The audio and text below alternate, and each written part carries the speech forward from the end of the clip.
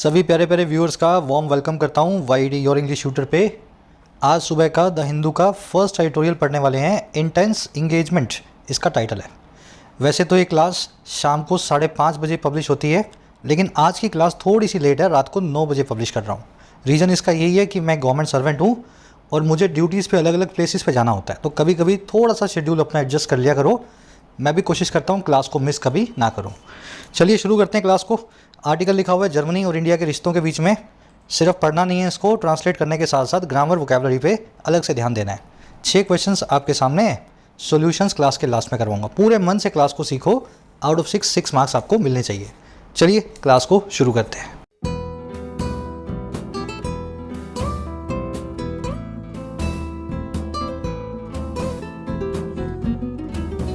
Alright, कह रहे जी intense engagement. देखिए, इंगेजमेंट का मतलब होता है बातचीत, डायलॉग, रिश्ता। और इंटेंस का मतलब होता है जो बहुत ही स्ट्रॉन्ग हो, जिसमें बहुत ही स्ट्रेंथ हो। प्रबल बोलते हैं हिंदी में इसको, इंटेंस को। इंटेंस को आप पैशनेट, स्ट्रिंजेंट, विग्रस भी बोल सकते हैं, जिसमें बहुत पावर हो, पावरफुल हो। कह रहा है एक ऐसी इंगेजमेंट हो रही है इंडिया एंड जर्मनी के बीच में, ऐसा रिश्ता बैठ रहा है जो बड़ा इंटेंस सा दिखाई देने में लगता है, बहुत ही पैशनेट और प्रबल सा लगता है। चलिए टाइटल पैराग्राफ को देखेंगे, क्या कहना चाह रहा है। कह रहा है जी India can work with Germany to bring G20 partners together for global unity. कह रहा है इंडिया वर्क कर सकता है, काम कर सकता है, कैन वर्क। और कैसे करेगा भाई काम? जर्मनी के साथ में, विद जर्मनी। अच्छा, क्यों करेगा काम ये बताएगा आपको इन्फिनेटिव लगा के। कह रहा है टू ब्रिंग, ब्रिंग करने के लिए, लाने के लिए। और किसको? G20 के सभी 20 मेंबर्स को। और कहाँ लेके आना है इनको? इनको लाना है जी टुगेदर, यानी कि साथ में। अच्छा, किस लिए लाना है? लाना है फॉर ग्लोबल यूनिटी के लिए, अंतर्राष्ट्रीय एकता के लिए। सेंटेंसेस को जब इस तरीके से सवाल पूछ पूछ के प्रोसेस करोगे तो ईजिली आपको स्ट्रक्चर समझ में आएंगी कैसे बने हुए हैं। इंडिया को काम करना चाहिए जर्मनी के साथ में, ताकि लाया जा सके G20 के मेंबर्स को टुगेदर, यानी कि एक साथ, वैश्विक एकता के लिए, अंतर्राष्ट्रीय यूनिटी के लिए। सेंटेंस की स्ट्रक्चर, इंडिया सब्जेक्ट है, कैन वर्क इसकी वर्ब है, मॉडल प्लस में वर्ब की बेस फॉर्म है ना, बेस फॉर्म। अब सवाल आपका ये आ सकता है, सर इंडिया के लिए तो वर्क्स आना चाहिए, इंडिया तो सिंगुलर है, लेकिन मॉडल वर्ब्स अपने बाद में वर्ब की बेस फॉर्म को लेती हैं, और वर्ब की बेस फॉर्म के आगे कभी भी एस नहीं लगाया जाता। तो वर्ब है ना, इसका कोई कनेक्शन अब सब्जेक्ट से नहीं है, मॉडल से कनेक्शन बन चुका है। अब एक छोटा सा फ्रेज आपको मैं सिखाता हूँ, ब्रिंग समवन टुगेदर के लिए। ब्रिंग समवन टुगेदर मतलब लोगों को साथ में लाना, किसी काम में इन्वॉल्व करना। इसके लिए हमारे पास एक फ्रेज है इंग्लिश में, ब्रिंग ऑन बोर्ड। याद रहेगा? अब देखो, ये ब्रिंग ऑन बोर्ड आर्टिकल में आगे आएगा, वहाँ पे आपको याद होना चाहिए लोगों को साथ में लाना या ब्रिंग ऑन बोर्ड करना। ये ऑन बोर्ड का मतलब होता है शिप के ऊपर लाना। आप कोई सफ़र कर रहे हो, अगर कोई चीज़ ऑन बोर्ड आ गई है तो सफ़र में शिप के ऊपर आपके साथ में वो भी ट्रैवल करने वाली है। अब देखो, बोर्ड से एक ईडियम और बनती है जिसको ऑन बोर्ड से आपको कंफ्यूज नहीं करना है। उस ईडियम का नाम है above board. Above board, above board idiom का मतलब होता है वेरी ऑनेस्ट, वेरी ऑनेस्ट। ठीक है। अब देखो, वेरी ऑनेस्ट के लिए इंग्लिश में एक ईडियम हो रहा है जो आप यहीं से कनेक्ट कर लो, दिमाग में बैठा लो। Above board and salt of the earth. Salt of the earth, इसी संडे को, लास्ट संडे को मैंने ईडियम्स की क्लास करवाई थी, इसकी कहानी भी आपको बताई थी। सॉल्ट ऑफ द अर्थ वो लोग हैं जो बहुत ही जेन्युइन हैं और ऑथेंटिक हैं, एकदम सही तरह के लोग, जो कहते हैं वो करते हैं, जो बात करते हैं उनमें दम होता है। Genuine and authentic people are called the salt of the earth. तो ये तीनों इडियम्स दिमाग में बिठाना, आज के क्विज में आपसे पूछी जाएंगी। अब आगे बढ़े, आर्टिकल की सारी वोकैबुलरी मैं आपको दिखा रहा हूँ ताकि आप इसको मेरे साथ स्मूथली पढ़ सको। और उसी के साथ में मॉक टेस्ट आपके एग्जाम्स की प्रिपरेशन का one of the most important aspect है। मॉक टेस्ट कितने आप एग्जाम से पहले लगाते हो, कितने एनालाइज करते हो, इसी पे आपका ओवरऑल स्कोर डिपेंड करता है। और मॉक टेस्ट के लिए मैं आप सभी को रिफ़र करता हूँ टेस्टबुक.com। क्वालिटी भी अच्छी है, क्वान्टिटी भी खूब मिलती है। एक ही पास के अंदर लगभग आपको 600 एग्जाम्स के 56,000 मॉक टेस्ट मिल जाते हैं। अभी रिसेंटली एसएससी, सीएचएसएल और जीडी के लिए भी बहुत सारे, तकरीबन हज़ारों मॉक टेस्ट आपको पास के अंदर नए ऐड कर दिए गए हैं। टेक्स्ट बुक पास को बाय करने के लिए कमेंट सेक्शन में लिंक रखा है, जाके प्रेस करें। पास आपको दिखाएगा 399 का। अभी इस पर फ्लैश सेल चल रही है। अगर आप कूपन कोड लगाते हैं YD10, 400 रुपये का पास, इस कोड को लगाते ही आपको मिलने लगेगा कितने में? 359 में। पैसे को सेव करें। अगर वास्तव में टेक्स्ट बुक पास लेने वाले थे, this is the right time. Alright, अपनी वोकैब शीट है, लास्ट में किया था एब्जॉर्ब, आज करेंगे डिरेल से टेक्टोनिक तक। 2-3 नए पुराने वर्ड्स हैं, 2-3 नए हैं, 2-3 पुराने हैं, ठीक है। डिरेल का मतलब क्या होता है? देखिए, रेल मतलब पटरी, डी मतलब किसी चीज़ का एंटोनिम। डिरेल का मतलब हिंदी में होता है किसी चीज़ का पटरी से उतर जाना। अब ये वास्तव में एक गाड़ी भी हो सकती है जो पटरी से उतर गई, और वास्तव में कोई प्रोसेस भी हो सकती है, कोई काम भी हो सकता है जो पटरी से उतर गया। मान लीजिए कोई गाड़ी उतर गई पटरी से, तब भी बोल दो गाड़ी डिरेल हो गई। और मान लीजिए आपका कोई प्रोसेस है, आप पढ़ाई कर रहे हो, पढ़ाई में बीच में ब्रेक आ गया, तो बोल दो पढ़ाई डिरेल हो गई है, मेरी पढ़ाई भी पटरी से उतर गई है। तो दोनों ही तरीके से डिरेल नाम की वर्ब यूज़ होती है। The goods train derailed because of A damage track. जो मालगाड़ी थी वो पटरी से उतर गई एक डैमेज ट्रैक की वजह से, टूटे हुए ट्रैक की वजह से। और वैसे ही drugs and alcohol have derailed the lives of many celebrities. Drugs और अल्कोहल ने डिरेल कर दिया है, पटरी से उतार दिया है जिंदगियों को कई सेलिब्रिटीज़ की। डिरेल को रैक करना और डिफ्लेक्ट करना भी बोलते हैं। आज ये वर्ड आर्टिकल में देखेंगे। चलिए, अगला वर्ड है अशर। अशर इन फ्रेजल वर्ब होती है। अशर इन का मतलब होता है किसी चीज़ को लेकर के आना, इंट्रोड्यूस करना, किसी चीज़ को शुरू करना। और इसके लिए आप kick in, ring in, commence, launch, initiate, ये सारे जो कॉमन वर्ड्स हैं ये भी यूज़ करते हैं। अशर इन तो है advance word, advance phrasal verb, चीज़ों को शुरू करने के लिए, पहली बार चीज़ों को लाने के लिए। और ये हैं उसके सिंपल सिनोनिम्स। तो आज किक इन नाम की एक सिंपल सी फ्रेजल वर्ब को आर्टिकल में देखेंगे। किसी भी चीज़ की शुरुआत करने को बोलते हैं किक इन करना। कह रहे जी, the cold war ushered in a new era of nuclear weapons. Cold war ने अशर इन किया या किक इन किया एक नए एरा को, एक नए युग को, जो है न्यूक्लियर वेपन्स का, ठीक है। और शीत युद्ध के बाद में ही न्यूक्लियर वेपन्स की एरा जो है शुरू हुई। चलिए, अगला वर्ड है कंसेंसस। बहुत बार आता है। कंसेंसस का मतलब होता है सबकी आम सहमति, सबकी राय, सबका अग्रीमेंट किसी मुद्दे को लेकर के। Even after 13 rounds of discussions no consensus could be reached between India and China on the border issue. यहाँ तक कि 13 राउंड्स ऑफ डिस्कशन के बाद भी कोई भी सहमति नहीं बन पाई है, कंसेंसस रीच नहीं कर पाई है इंडिया और चाइना के बीच में बॉर्डर इशू को लेकर के। कंसेंसस को यूनानिमिटी भी बोलते हैं। आज कंसेंसस नाम का वर्ड आर्टिकल में देखेंगे। सेकंड लास्ट वर्ड है डिसाइसिव। ये वर्ड किससे बना है? डिसीजन से। डिसीजन मतलब आपका फैसला। हर वो चीज़ डिसाइसिव है जिससे कुछ फैसला बाहर निकले। हिंदी में इसको बोल सकते हैं निर्णायक। 5 मैचेस की सीरीज़ है, 5 मैचेस की सीरीज़ है। 2 मैच इंडिया ने जीत लिए, 2 मैच ऑस्ट्रेलिया ने जीत लिए। अब जो 5वां मैच है ना, वो डिसाइसिव मैच होगा, क्योंकि उससे डिसीजन निकलेगा कि सीरीज़ का विजेता कौन है। निर्णायक, डिसाइसिव, कंक्लूसिव, क्रिटिकल, सब इसके सिनोनिम्स हैं। अब इसके लिए एक सिनोनिम है हमारे पास, एपोकल। अब ये बना कैसे आपको बता देता हूँ। एपोक का मतलब होता है युग, यानी कि एरा। अगर कोई चीज़ एपोकल है तो वो इतनी डिसाइसिव है, इतनी कंक्लूसिव है, इतनी निर्णायक है कि उससे एक नए युग की शुरुआत हो गई। आ रही बात समझ में? एपोकल का मतलब होता है मोमेंटस, ऐसी चीज़ जिससे एक नया युग शुरू हो जाए, जो आगे आने वाले कई सालों तक लोगों को याद रहे। Epochal. The government must take a decisive action on population control. सरकार को लेना चाहिए एक निर्णायक एक्शन को जनसंख्या नियंत्रण को लेकर के। लास्ट वर्ड है टेक्टोनिक। अगर आपने भूकंप के ऊपर कोई आर्टिकल पढ़ा हो तो ये वर्ड बहुत बार आता है, टेक्टोनिक। ये आर्टिकल बनाए धरती की टेक्टोनिक प्लेट से। टेक्टोनिक प्लेट्स क्या होती हैं? धरती के नीचे प्लेट्स हैं, मतलब अर्थ के अंदर ज़मीन ही है वो, ऐसा समझ लो, अर्थ के क्रस्ट के अंदर कोर में वो प्लेट्स जब एक दूसरे पे खिसकती हैं, सरकती हैं, इसी वजह से आपको भूकंप और सुनामी देखने को मिलते हैं। तो टेक्टोनिक जो होता है ना काम, वो बिल्कुल धरती में भूचाल लाने जैसा काम होता है, टेक्टोनिक प्लेट्स का हिलना। और टेक्टोनिक वर्ड को हम उसी सेंस में यूज़ करते हैं, ऐसी कोई चीज़ जिसका नेचर बहुत एक्सट्रीम हो, जो बहुत रेडिकल, फंडामेंटल, ड्रामेटिक हो, भूचाल ले आने वाली हो, टेक्टोनिक कहलाएगी। After the incident there was a tectonic shift in her attitude. इस घटना के बाद उसके एटीट्यूड में, बर्ताव में एक बहुत ही एक्सट्रीम सा बदलाव आ गया, शिफ्ट आ गया, टेक्टोनिक शिफ्ट आ गया। समझ गए ना? तो भूकंप वाला जो बड़े नेचर की एक्सट्रीम चीज़ होती है टेक्टोनिक प्लेट्स की मूवमेंट की वजह से, वहीं से टेक्टोनिक नाम का एडजेक्टिव हमने बनाया हुआ है। एक्सट्रीम कोई भी चीज़ हो उसके लिए इसको यूज़ कर सकते हैं। 5-6 वर्ड्स हैं, अच्छे से ब्रेक करके आपको बता दिए हैं। अब आर्टिकल को जब पढ़ोगे वहाँ पे ये आपके रिवाइज हो जाएंगे। अब आ जाओ आर्टिकल पे, एक समरी आपको दे रहे हैं किस बारे में लिखा हुआ है। समरी ये है कि इस साल, अब 1 साल के लिए इंडिया बन चुका है G20 का चेयरपर्सन, है ना। G20 की लीडरशिप इंडिया को मिल गई है।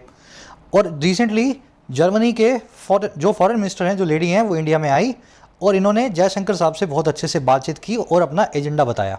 इनका एजेंडा है कि इंडिया के साथ ये मिल करके अगले 1 साल तक क्लाइमेट चेंज पे काम करें, ग्रीन एनर्जी पे काम करें, न्यूक्लियर वॉर रोकने के लिए काम करें, रशिया यूक्रेन क्राइसिस के ऊपर काम करें। तो ये सारे एजेंडा इन्होंने बताए हैं। हमारा आर्टिकल ये कह रहा है कि ये बहुत ही वेलकमिंग मूव है जर्मनी की तरफ से। ऐसा जर्मनी जो बीच में थोड़ा सा हॉस्टाइल हो गया था इंडिया की तरफ कश्मीर के मुद्दे को लेकर के, लेकिन अब बहुत अच्छा मौका है, दोनों कंट्रीज़ बहुत अच्छे से काम करके G20 को अगले 1 साल के लिए सक्सेस बना सकती हैं। ठीक है, तो जर्मनी और इंडिया के बीच की इंटेंस इंगेजमेंट के ऊपर एक आर्टिकल लिखा हुआ है। आज की टोन है एनालाइज कर रहा है कौन सी अपॉर्चुनिटीज़ दोनों कंट्रीज़ के पास हैं बातचीत करने की। चलिए अब शुरू करते हैं आर्टिकल को। जियोपॉलिटिकल आर्टिकल है, इंटरेस्ट से पढ़ना। कह रहे German foreign minister Annalena Baerbock's visit to India and talks with external affairs minister S Jaishankar have set the stage for a more updated bilateral relationship. कह रहे जर्मनी की जो फॉरेन मिनिस्टर हैं जिनका नाम है एनालिना बारबॉक, कह रहे इनकी जो दौरा है, इनकी जो विजिट है, और कहाँ पे भाई विजिट है, इंडिया की तरफ। और कह रहे इनकी जो बातचीत है, इनकी जो टॉक्स हैं हमारे external affairs minister foreign minister mister S Jaishankar के साथ। कह रहे ये दोनों ही चीज़ें, इनकी विजिट और इनकी टॉक्स, कह रहे इन दोनों ने सेट कर दिया है स्टेज को।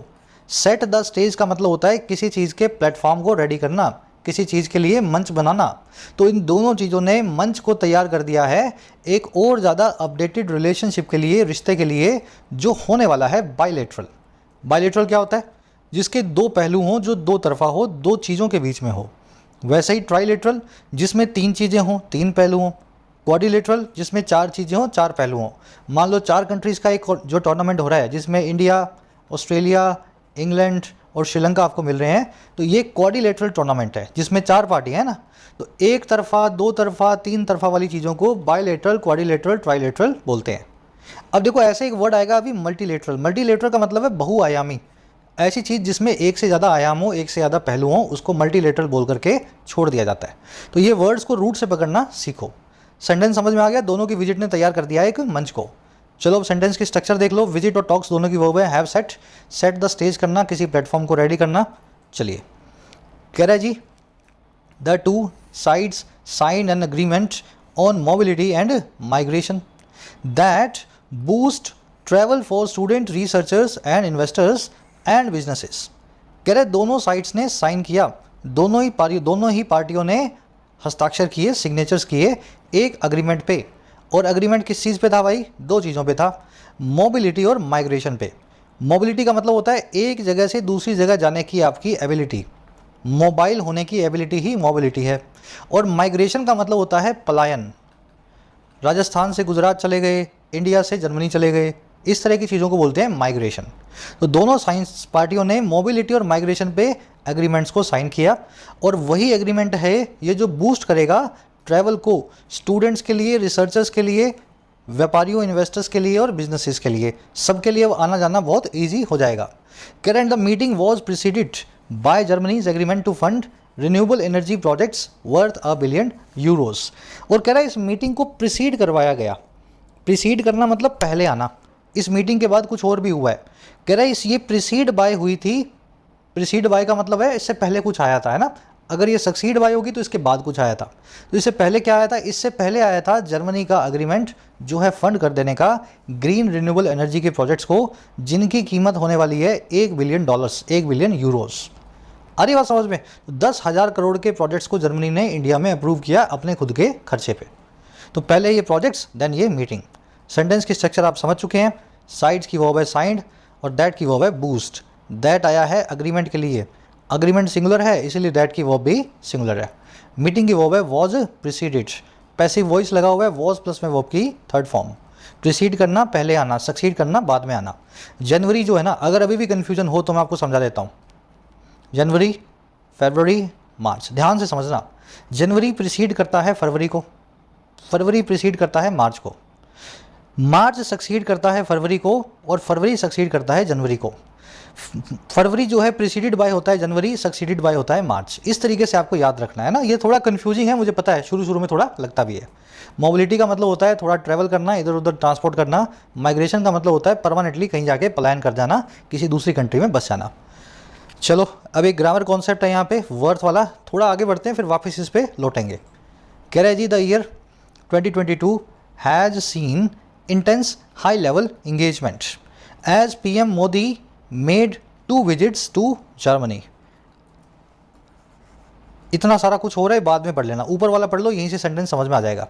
कह रहे जी जो साल है ना जो भी चल रहा है 2022, ये देख चुका है बहुत ही प्रबल हाई लेवल इंगेजमेंट को, दोनों कंट्रीज़ के सुप्रीम लीडर्स की आपसी बातचीत को, आपसी डायलॉग को। और कह रहा है कैसे हुआ ये काम, कह रहा है एज क्योंकि पीएम मोदी ने 2 विजिट्स को मेक किया, 2 बार जर्मनी गए, मेड 2 विजिट्स टू जर्मनी। अब क्यों गए ये इसने डैश लगा के बता दिया।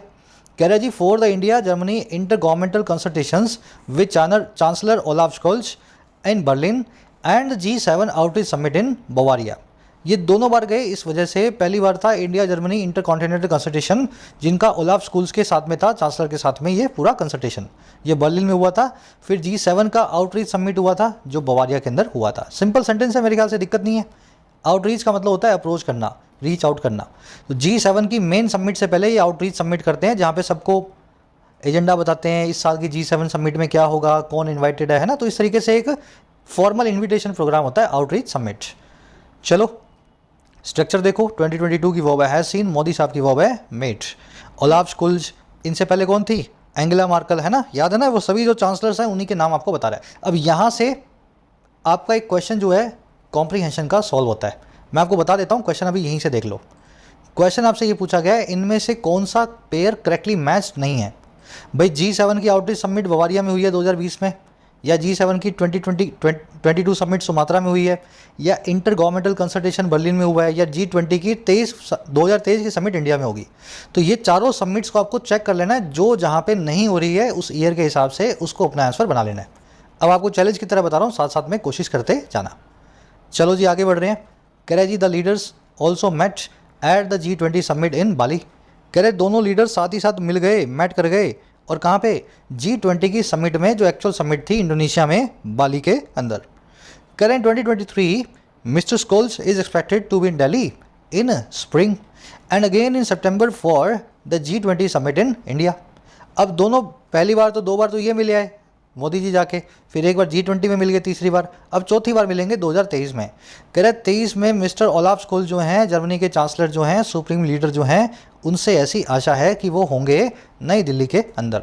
और ये सारा काम होने वाला है स्प्रिंग में, यानी कि बसंत ऋतु में। स्प्रिंग मतलब बसंत। अच्छा क्यों होने वाला है, कह रहा है और इसके बाद क्या होने वाला है, इसके बाद अगेन फिर से होगा ये सितंबर के अंदर, और ये होगा G20 की समिट के लिए जो होने वाली है इंडिया में। तो इस तरीके से 2 बार अगले साल फिर से मिलेंगे। स्कूल साहब की वो इज एक्सपेक्टेड, स्प्रिंग का मतलब मैंने आपको बता दिया बसंत ऋतु, जिसमें फूल खिलते हैं, मार्च के आसपास का महीना, मार्च अप्रैल का है ना, होली के आसपास का जो होता है उसको बोलते हैं बसंत। चलो अब ये जो बसंत ऋतु है ना, इससे मैं आपको एक ऋतु और बता देता हूँ, पतझड़, जो बसंत के शायद बाद में आती है। पतझड़ को बोलते हैं इंग्लिश में ऑटम। बसंत में a weather with blossoming flowers, ऐसा मौसम जिसमें फ्लावर्स ब्लॉसम करते हैं, फूल खिलते हैं। और ऑटम में the weather with falling flowers, ऐसा मौसम जिसमें फ्लावर्स जो हैं, पत्तियाँ जो हैं गिरने लगती हैं। इसीलिए ऑटम को हम फॉल भी बोलते हैं। सब कुछ गिरता है इसमें, पेड़ से सब कुछ झड़ जाता है, इसलिए ऑटम को हम कॉमन लैंग्वेज में पतझड़ को फॉल भी बोल देते हैं। तो ये मौसम और ऋतुएं याद कर सकें तो अच्छा है ना, बोलचाल में भी काम आएंगी। चलिए और आगे बढ़ते हैं। कह रहा है जी on the multilateral stage mister Baerbock या Baerbock, miss Baerbock, a leader of the German alliance 90 green party made countering climate change an important issue.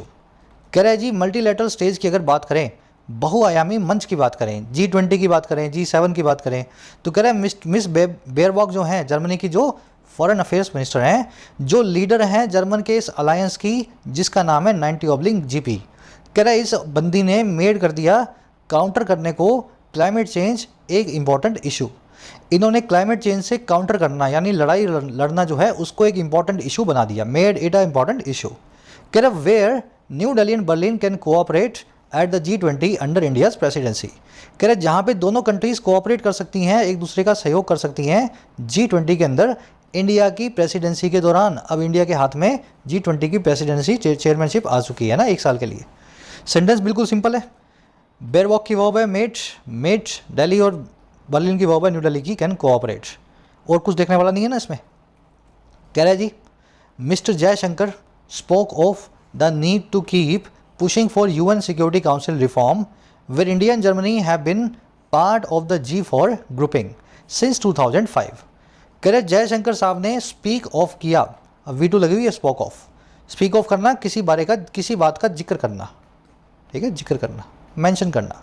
तो जयशंकर साहब ने फिर से जिक्र कर दिया उस ज़रूरत का जो है कि बनाए रखने की, इस चीज़ को पुशिंग, किस चीज़ को पुश करते रहने की, ये पुश होगा यूएन की सिक्योरिटी काउंसिल रिफॉर्म का, सुरक्षा महासभा में सुधारों का। कह रहे ये वही सुरक्षा महासभा है जहाँ पे इंडिया और जर्मनी रहे हैं, उस हिस्सा एक पार्ट रहे हैं G4 के उस ग्रुप का, उस ग्रुपिंग का, और कब से रहे हैं, सन 2005 से। तो G4 एक ऐसी कंट्रीज़ का ग्रुप है जो चाहता है कि हम में से किसी को भी जी जो 7 है उसका पार्ट बनाया जाए, और ना केवल G7 का बल्कि यूनाइटेड नेशन की सिक्योरिटी काउंसिल में वीटो पावर भी मिले, परमानेंट जो है मेंबरशिप मिले। तो G4 के अंदर इंडिया भी आता है, G4 में जर्मनी भी आता है, दोनों के पास परमानेंट मेंबरशिप नहीं है। तो इसी की बात इन्होंने जयशंकर साहब ने फिर से कर दी कि हमें इन सुधारों के लिए जोर देते रहना चाहिए। समझ गए ना, जयशंकर साहब की वो है स्पीक ऑफ, सेकंड फॉर्म लगी हुई है। अगर किसी चीज़ का जिक्र करते हो तो यूज़ करते हैं स्पीक ऑफ, ठीक है, मेंशन करते हैं तो स्पीक ऑफ, और अगर किसी चीज़ के बारे में डिटेल में बोलते हैं तो स्पीक अबाउट। आगे बात समझ में, एक ऑरेटर है, एक वक्ता है जो भाषण दे रहा है, उसने बीच में अगर 1 सेकंड 2 सेकंड के लिए किसी चीज़ के ऊपर इशारा कर दिया तो आप बोलेंगे कि स्पीक ऑफ किया, उन्होंने उस चीज़ का जिक्र किया। और किसी बात को 15-20 मिनट डिटेल में बता दिया तो उन्होंने स्पीक अबाउट किया। ऐसे इनको याद रखना है। वैसे एक्सप्लेन और एक्सप्लेन अवे दो फ्रेजल वर्ब्स हैं। एक्सप्लेन का मतलब होता है समझाना, नॉर्मली किसी को कुछ समझा दिया, लेकिन एक्सप्लेन अवे का मतलब होता है पूरा स्पष्टीकरण देना, किसी चीज़ की डिटेल्ड एक्सप्लेनेशन देना, ठीक है। तो ये छोटी छोटी ट्रिक्स होती हैं प्रेपोजिशन को यूज़ करके वर्ब के मीनिंग को कैसे बदला जाता है। अब ये आपको याद करनी पड़ेगी, रीडिंग के अंदर आएगी, जैसे आज आया है स्पीक ऑफ। चलो आगे बढ़ते हैं। अब इन चीज़ों को सीधे मैं बता दूंगा ना, समझ नहीं आएगा, इसलिए थोड़ा डिटेल में बताता हूँ मैं, है ना, आपके दिमाग से इस चीज़ का जो निकले डर कि क्यों ऑफ लगा है। कह रहा है जी mister Baerbock, miss Baerbock also walked back previous controversial comments calling for the United Nations track to resolve the Kashmir dispute. कह रहा है मिस बॉक ने साथ ही साथ वॉक बैक किया। वॉक बैक करना क्या होता है, अपने कदम पीछे हटा लेना, किसी चीज़ पे रिवर्स मार लेना। और किस चीज़ पे मारा, इनके पहले उस कंट्रोवर्शियल कमेंट्स पे, कंट्रोवर्शियल रिमार्क्स पे, जो कॉल फॉर करते थे, डिमांड करते थे यूनाइटेड नेशंस के रास्ते को, संयुक्त राष्ट्र संघ के तरीके को, और क्यों, रिजॉल्व करने के लिए, जो है समेटने के लिए, सोल्यूशन लाने के लिए कश्मीर के डिस्प्यूट का। तो पहले बोल चुकी हैं कि कश्मीर के डिस्प्यूट पे यूनाइटेड नेशंस को बीच में आना चाहिए, लेकिन अब इंडिया से इंगेजमेंट बढ़ रही है तो इस मुद्दे पे इन्होंने यू टर्न मार लिया है, अचानक से वॉक बैक कर लिया है। अब कैसे मारा, she told the Hindu ahead of her visit that she believes Kashmir is a bilateral dispute to be resolved between India and Pakistan only. कह रहा उन्होंने बताया द हिंदू को पहले, यानी अहेड ऑफ अपनी विजिट के, अपने दौरे के, दैट वो ये कि वो ऐसा मानती हैं कि कश्मीर जो है एक बायलैटरल डिस्प्यूट है। बायलैटरल मतलब दो पार्टीज़ के बीच, दो तरफा, तो दो पार्टीज़ के बीच का एक झगड़ा है जो कि रिजॉल्व किया जाएगा, टू बी रिजॉल्व होगा इंडिया और पाकिस्तान के द्वारा ही, ना कि संयुक्त राष्ट्र संघ के द्वारा, ठीक है। तो इस बार इन्होंने यू टर्न मार के बोल दिया कि मुझे तो नहीं पता कश्मीर वश्मीर के बारे में, दोनों की आपसी बात है, तुम ही देख लो, मैं ऐसी कोई बात यूनाइटेड नेशंस वाली इसमें नहीं करूँगी। चलो बेयर बैक की वो वॉक बैक, वॉक बैक करना, रिवर्स मारना, यू टर्न मारना, कह के मुकर जाना। शी की वर्ब है टोल्ड, अच्छा शी की वर्ब है बिलीव्स, कश्मीर की वर्ब है इज। अब आ जाओ नेक्स्ट पैराग्राफ पे। ये इंडिया में आई, अच्छी बात है। अब इससे इनके और इंडिया के रिलेशंस में क्या फ़र्क पड़ेगा। कह रहा जी the substance of relationship will be tested in continuing differences over the war in Ukraine. कह रहा है दोनों के रिश्ते में जो सब्सटेंस है, सब्सटेंस का मतलब होता है सत्व, सबसे इंपॉर्टेंट चीज़, किसी भी चीज़ का इंपॉर्टेंट हिस्सा कहलाता है उसका सब्सटेंस। कह रहे दोनों के रिश्ते की जो आत्मा है, जो सब्सटेंस है, उसका टेस्ट होगा, उसका इम्तिहान होगा। और कहाँ लिया जाएगा, इस कंटिन्यूइंग डिफरेंसेस में, उस लगातार बने हुए मतभेदों में जो हो रहे हैं वॉर को लेकर के इन यूक्रेन के अंदर। तो यूक्रेन वॉर के ऊपर दोनों का रिश्ता एक्चुअल में इम्तिहान से गुजरेगा। सब्सटेंस बता दिया मैंने आपको, किसी चीज़ का इंपॉर्टेंट पार्ट, किसी चीज़ की समरी, किसी चीज़ की आत्मा, उसकी वर्ब विल बी टेस्टेड, वैसे वॉइस में। डिफरेंस, डिफरेंस मतलब किसी चीज़ के बीच में डिससिमिलरिटी, आपसी मतभेद, आपसी समझ गए ना, दो चीज़ों में जो अलगपना होता है, जो मतभेद होते हैं, जो डिसएग्रीमेंट होता है, उसको बोलते हैं डिफरेंस। जैसे आपका कुछ और कहना है, मेरा कुछ और कहना है, तो हमारी बात में डिफरेंस है ना, डिससिमिलर है। लेकिन डिफरेंस वर्ड से इसको कनेक्ट मत करना, मतलब कर लो पर दिमाग में बिठा लो। यहाँ पे लगा हुआ है IFF, यहाँ लगा हुआ है EF। इसका मतलब होता है किसी के लिए रिस्पेक्ट या ओबीडियंस, किसी के लिए बहुत सारी मन में इज्जत। तो ये दोनों अलग वर्ड्स हैं सर, सही वक्त पे सही वर्ड को ही यूज़ करना। स्क्रीनशॉट ले लो इसका, डिफरेंस वर्सेस डिफरेंस। चलो बढ़े आगे। कह रहा है mister Jaishankar's line to journalist was that India's imports of Russian oil a national interest necessity remain a fraction of the fossil fuels Europe continues to buy. कह रहे मिस्टर जयशंकर की जो लाइन थी, जो डायलॉग था जर्नलिस्ट के सामने, सभी पत्रकारों के सामने, वो ये था दैट वो ये कि इंडिया के जो आयात हैं, इंपोर्ट्स हैं रशिया के तेल के, कह रहा है ये एक जो नेशनल नेसेसिटी भी हैं, जो हमारे नेशनल इंटरेस्ट की ज़रूरत भी हैं, सस्ता तेल रशिया से मिल जाए। कह रहे ये सारे इंपोर्ट्स जो है ना, ये बने रहते हैं एक हिस्सा, एक फ्रैक्शन, एक छोटा सा पार्ट उन फॉसिल फ्यूल्स का जिनको यूरोप अभी भी जारी है बाय करना, हर रोज़ खरीदना। जयशंकर साहब का हमेशा से यही कहना था कि इंपोर्ट करना रशिया से तेल को हमारी राष्ट्रीय भलाई की ज़रूरत भी है, सस्ता तेल चाहिए, और ये उतने ही हैं आज भी जो यूरोप इंपोर्ट करता है उसका एक छोटा सा हिस्सा। यूरोप के 100 रुपये के सामने हम तो 5 रुपये का तेल बाय करते हैं।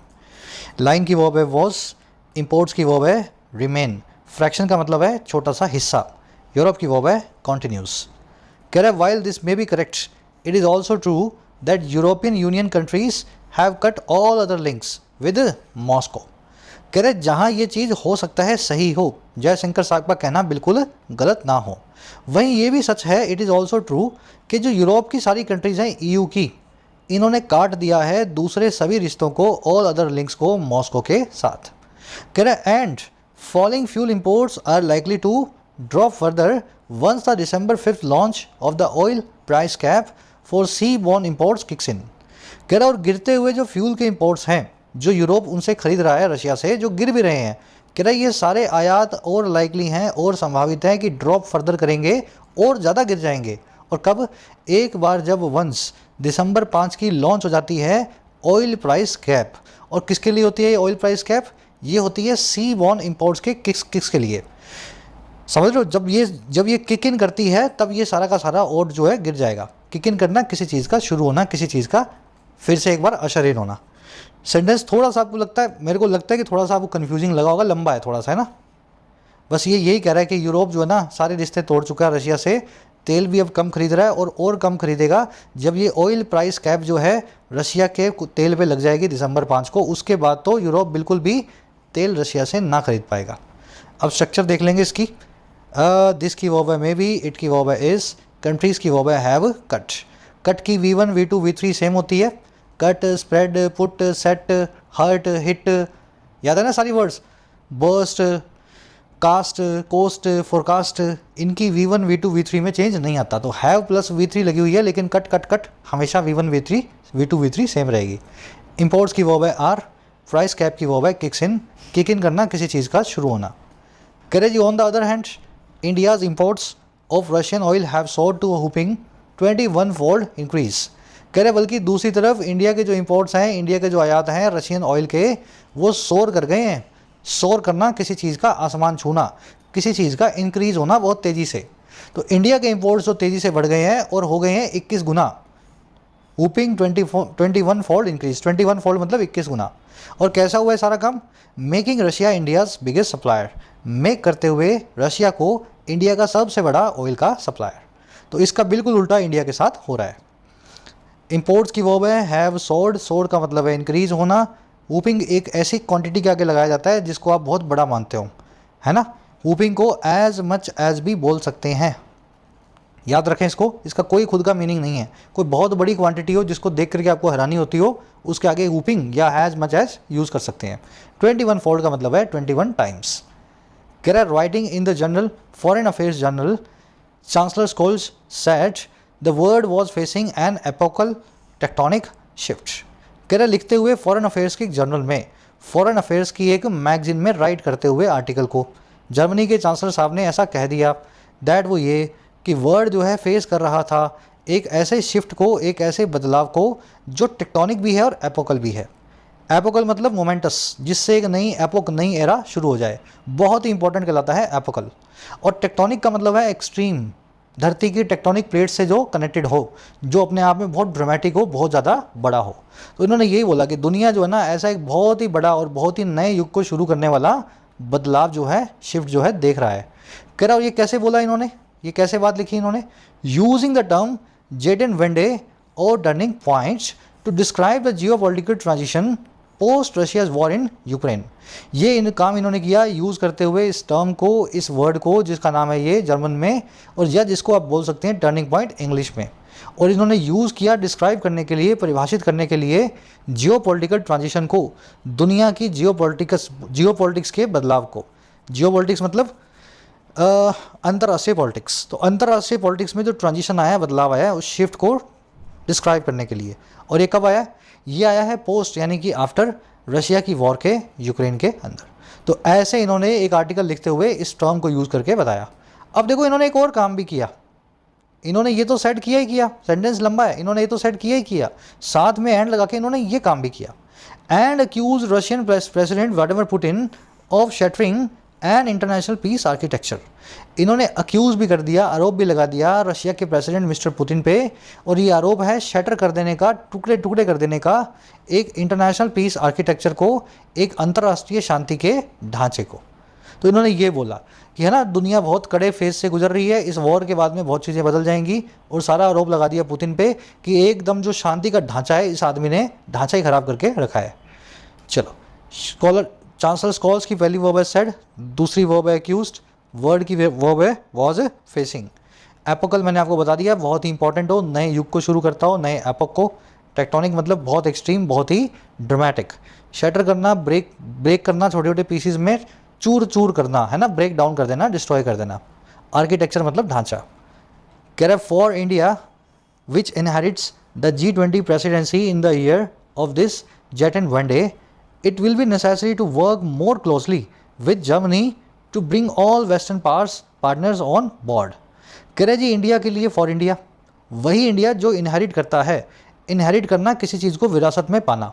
कह रहे वही इंडिया जिसको मिलती है विरासत, एक सेकंड रुकना, ठीक है, वही इंडिया जो इनहेरिट करता है G20 की प्रेसिडेंसी को, चेयरमैनशिप को, उस ईयर में, इन द ईयर जो है इस बड़े जेट एंड वनडे का, बड़े टर्निंग पॉइंट का, बड़े बदलाव का। ये साल इनके हिसाब से, जर्मनी के हिसाब से जेट एंड वनडे है ना, बहुत टर्निंग पॉइंट वाला साल है। कह रहा है ऐसे एक साल में इंडिया के लिए ये बड़ा ज़रूरी है, नेसेसरी है कि ये और क्लोजली काम करे और मिलजुल के काम करे जर्मनी के साथ में, ताकि सभी वेस्टर्न पार्टनर्स को ऑन बोर्ड ब्रिंग कर पाए।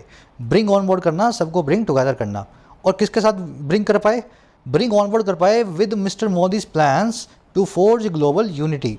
मिस्टर मोदी के उस प्लान के साथ में जो है फोर्ज करने का, बनाने का ग्लोबल यूनिटी को, अंतर्राष्ट्रीय एकता को। और कैसे ये सारा काम होगा, without letting the deep divisions with Russia derail consensus on important task such as fighting climate change, inequality, poverty and digital divides. ये सारा काम होगा बिना इजाज़त दिए, बिना लेट किए, उन गहरी खाइयों को, डीप डिविजन्स को जो रशिया के साथ हैं।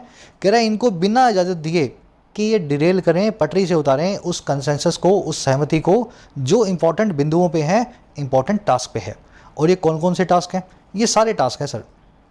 क्लाइमेट चेंज को फाइट करना, असमानता को दूर करना, गरीबी से लड़ना, और डिजिटल डिवाइड को, तकनीकी जो खाई है उसको पाटना। किसी कंट्री के पास में टेक्नोलॉजी बहुत अच्छी है, किसी के पास ना के बराबर है। लंबा सेंटेंस है, देख लो, इतना लंबा सेंटेंस है लेकिन बहुत आसान है। रिपीट कर देता हूँ एक बार, फिर स्ट्रक्चर देख लो, फिर आर्टिकल को रैपअप करेंगे। इंडिया के लिए जो विरासत में ले रहा है G20 की प्रेसिडेंटशिप को, उसी साल में जो कहलाता है जेट एंड वनडे, जर्मनी के हिसाब से बहुत क्रिटिकल ईयर है। ऐसे इंडिया के लिए बड़ा ज़रूरी है कि जर्मनी के साथ मिलकर काम करे, ताकि सभी वेस्टर्न पार्टनर्स को एक साथ ला सके, ऑन बोर्ड कर सके, और ये ऑन बोर्ड कर सके मिस्टर मोदी के उन प्लान्स के साथ में जो है ग्लोबल यूनिटी को फोर्ज करने का, अंतर्राष्ट्रीय एकता को बनाने का। फोर्ज करना मतलब किसी चीज़ को मशक्क़त से बनाना। और ये अंतर्राष्ट्रीय एकता कैसे बनेगी, मोदी साहब का सपना ये है कि अंतर्राष्ट्रीय एकता बने बिना इजाज़त दिए, उन गहरी खाइयों को जो रशिया के साथ हैं किसी भी कंट्री की, उन खाइयों को बिना इजाज़त दिए डिरेल करने की, पटरी से उतारने की, सबकी कंसेंसस को, सबकी सहमति को, इंपॉर्टेंट बिंदुओं पे, इंपॉर्टेंट टास्क पे। और ये सभी इंपॉर्टेंट टास्क है जिस पे सबकी सहमति होनी ही चाहिए। स्ट्रक्चर देख लेंगे। इंडिया की वर्ब है इनहेरिट, इनहेरिट करना, किसी चीज़ को विरासत में पाना। इट की वर्ब है विल बी। मोदीज प्लान्स की वर्ब है, कोई वर्ब नहीं है क्योंकि ये सब्जेक्ट ही नहीं है। विद प्रेपोजिशन का ऑब्जेक्ट है मोदीज प्लान, तो कोई सब्जेक्ट नहीं है। डिरेल से पहले आप जो देख रहे हो लेट, लेट के साथ में वर्ब की बेस फॉर्म यूज़ होती है। डिरेल करना, किसी चीज़ को पटरी से उतारना। ऑन बोर्ड करना, सबको ब्रिंग टुगेदर करना। अबव बोर्ड ईडियम मैं आपको करवा चुका हूँ, आज के क्विज में ही पूछूंगा, ऑलरेडी आपको आती है ना। अबव बोर्ड क्या होता है? अबव बोर्ड जो बोर्ड के अबव हो, है ना, जो सबसे ज़्यादा जो है ऑनेस्ट हो। चलिए रैप अप करें सेशन को। थोड़ा मुश्किल था पढ़ाते हुए, मुझे फील हो रहा है कि इसकी स्ट्रक्चर्स वास्तव में बहुत कायदे की स्ट्रक्चर्स थी। फर्स्ट क्वेश्चन में आपसे पूछा है कि जो करेक्टली मैच नहीं है उसको आंसर बना लो, तो खुद से आपको कर लेना है, बहुत ईजी क्वेश्चन है। सेकंड में आपसे पूछा है कि एपोकल टेक्टोनिक शिफ्ट, इसका क्या मीनिंग है इस आर्टिकल में? एक destructive change, a radical change causing a new era, a change towards political values, traditional values, या एक ऐसा चेंज जो बहुत छोटा है और प्री प्लान्ड है, पहले से सोचा गया है। तो इस वर्ड का एक्चुअल में आपसे मीनिंग पूछा जा रहा है, संदर्भ क्या, इस वर्ड को किस संदर्भ में आप यूज़ करेंगे। बहुत आसान क्वेश्चन है, जिसने पढ़ा है अच्छे से कर सकता है। थर्ड में आपसे डिफरेंस और डिफरेंस, दो वर्ड में से सही वर्ड को सेंटेंस में यूज़ करने को बोला है, तो मीनिंग निकालना है और उसके हिसाब से सही वर्ड को यहाँ पे चूज़ करना है। फोर्थ में आपसे पूछा है अबव वर्ड ईडियम का क्या मीनिंग होता है। साथ में लिख रहा हूँ मैं सॉल्ट ऑफ द अर्थ, दोनों का मीनिंग बताना है इसमें, ठीक है। द सॉल्ट ऑफ द अर्थ, दोनों ही ईडियम का मीनिंग आपको चौथे में पूछा गया है। पांचवें में आपसे पूछा है कि इस सेंटेंस में क्या एरर मिलेगी। एरर आपको एक तो इस वर्ड की वजह से मिल सकती है, और एक आपको कॉन्विक्ट नाम के वर्ब के आसपास मिल सकती है। तो ये दो ग्रामर कॉन्सेप्ट हैं जो आज हमने मिस कर दिए हैं, क्योंकि बहुत बार रिपीट हो गए हैं। पहला वर्ड कॉन्सेप्ट तो है वर्थ के बाद में वर्ब की आईएनजी फॉर्म आती है, 2-3 दिन पहले किया था हमने। Worth, busy, consider, admit, deny, enjoy, mind, spend time, report और रिसेंट, ये ऊपर वाली वर्ब्स और नीचे वाले एडजेक्टिव्स के बाद में हमेशा नाउन या वर्ब की आईएनजी फॉर्म यूज़ होगी, ठीक है। वर्ब की आईएनजी फॉर्म यूज़ होगी। तो ये कॉन्सेप्ट बहुत बार हो चुका है, आज रिपीट नहीं कर रहा हूँ, लिखा हुआ मैंने, जिसको देखना है यहाँ से देख सकता है ना। और दूसरा कॉन्सेप्ट है आप कौन से प्रेपोजिशन किसके बाद लगाओगे क्राइम से रिलेटेड वर्ड्स के। तो अक्यूज, चार्ज और ब्लेम, तीनों का मतलब है आरोप लगाना, इनके बाद में प्रेपोजिशन फिक्स है ऑफ, विद और फॉर। कॉन्विक्ट के बाद में ऑफ आती है, कॉन्विक्ट का मतलब है आरोप सिद्ध करना। एक्विट के बाद में ऑफ आती है, एक्विट का मतलब है बाइज्जत बरी करना। एक्सोनरेट के बाद में ऑफ और फ्रॉम आता है, लेकिन फ्रॉम को प्रीफर किया जाता है, ऑफ को प्रीफर नहीं किया जाता। तो ये कॉन्सेप्ट मेरे ख्याल से इतने अच्छे से हो चुका है, आपको एक एक बच्चे को याद होगा। आज इन्हीं कॉन्सेप्ट के ऊपर 5वां और 6वां क्वेश्चन जो है, एक सेकेंड रुको, वो बेस्ड है, ठीक है। करवाने में क्या छोड़ दिए मैंने, आ जाना जल्दी जल्दी में शायद, तो ये दोनों कॉन्सेप्ट यहाँ पे अप्लाई होंगे। चलिए मुलाकात होगी नेक्स्ट क्लास में। एक लाइक और एक शेयर जरूर से दें सेशन को। कोर्सेज भी अवेलेबल हैं ऐप पे, जाके फ़ायदा ले सकते हैं। राइटिंग, बैंकिंग, एसएससी तीनों का ऐप पे आपको स्पून फीडिंग बिल्कुल नहीं कराई जाती है। मेहनत कर सकते हो तो ऐप पे मोस्ट वेलकम हो। प्रैक्टिस करवाई जाएगी जितनी हो सके, है ना। Previous year questions, mock test, हर चीज़ आपको मिल जाएगी। कोई भी क्वेरी और ऐप से रिलेटेड ये नंबर है, टीम से बात करें व्हाट्सएप करके। Until then, signing out.